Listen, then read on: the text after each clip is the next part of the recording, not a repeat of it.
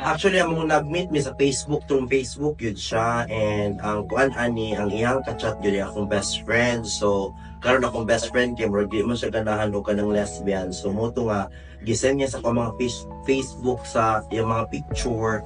Then mo na itong time na nailan ako siya.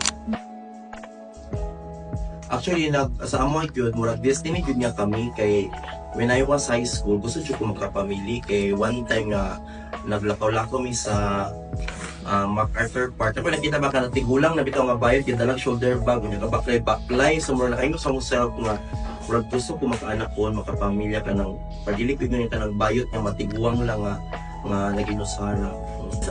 Same sa iya kay since I think mga high school kanang plan kaya po na ako mag-family because di mo gud siya lalim if kanang like ay dili sa kuana pero dili siya lalim ba nga like wala kay kanang liwat tapos kanang isa pa sa dis mo ang gusto sa akong parents magminyo pod pero isa po na sa akong dream pod na maminyo po.